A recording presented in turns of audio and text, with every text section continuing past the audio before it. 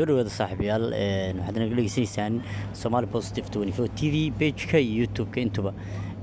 maanta waxaan ka hadli doonaa barnaamij muhiim laba arrin oo muhiim ah ayaan ka hadli doonaa maanta dabcan labadan arrin oo ah laba arrin oo maalmahani ay aad u hadalhayaan warbaahinta South Africa iyo waliba dadka daneeya arrimaha Koonfur Afrika waa mid horta waxa aad loo hadalhayaa tuugada lajada qaadato mid labaadna soo kalootiga immigration-ka qaar ahaan kuwa sharci la'aanta ah wararkii ugu dambeeyay dabcan waxay sheegayeen in booliska iyo waxaa amniga gobolka Eastern Cape oo aad looga soo dayrinaya ay kulmeen maalmihii saacadihii la soo dhaafay isla markaana ay ajnabiga ka dalbadeen inay gacan ka geystaan sidii dadkani looga qaban lahaa bulshada Koonfur Afrikaanka iyo bulshada kale ee ku nool kala duwan ee ku nool dalka Koonfur Afrika arrintani ayaa looga hadlay deegaanka Motherwell oo ah magaalada PE ama Eastern Cape sidoo kale dabcan dadkani ayaa loo sheegay inay leeman free soo wacaan ayagoo aan la ogaanaynin xitaa waxa ay yihiin isla markaana tuugada ay in laga hortago tuugada waxa lagu amray qof walba oo ganacsada ah inuusan lacag dhiibin hadduu lacag dhiibana uu la mid yahay kuwa leejada qaato oo asagana dambiile u yahay dadkuna waa loo sheegay inay dhegayaan cidda lacag dhiibta dabcan waxaa ka qayb galay Soomaali iyo ajaanib kale Soomaali Ethiopian iyo ajaanib kale gabi ahaantoodna waxay isku raaceen inay lacagda la dhiibay qalad tahay isla markaasna ay joojiyaan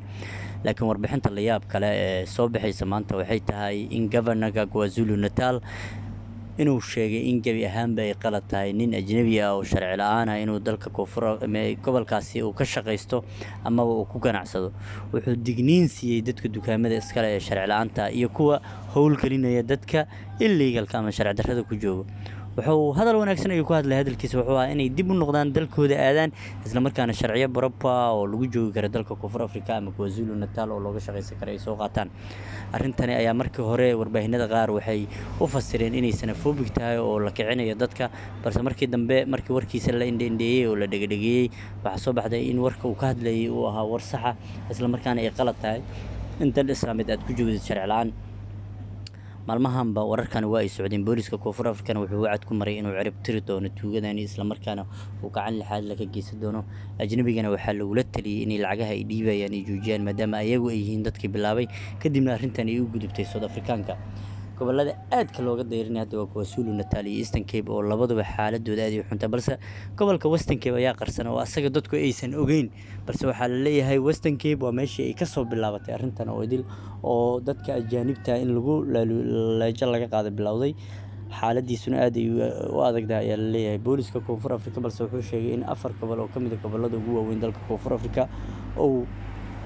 tuugada gacan bir ku qaban doono sidii isbuuc hore wasiirka booliska dalka Koonfur Afrika sheegay haddii marka dabcan aad horta sharci la'aan tahay oo Koonfur Afrika aad ku nooshahay waxa qasab ah inaad sharci hesho inkastoo Soomaalidu hadda ay ka dhib yar yihiin dadka kale oo ajaanibta oo la tarxiilayo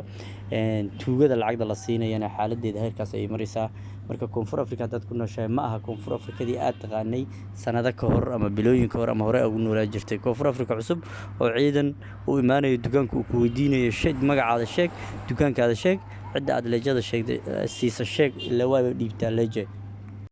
ayaa la filayaa in baarlamaanka South Africa uu ka hadla arrintani aadka ula yaab kale oo waliba tuugada qusaysa immigration-ka kuma jiro dabcan wixii ka soo baxana waa arrin la arki doonaa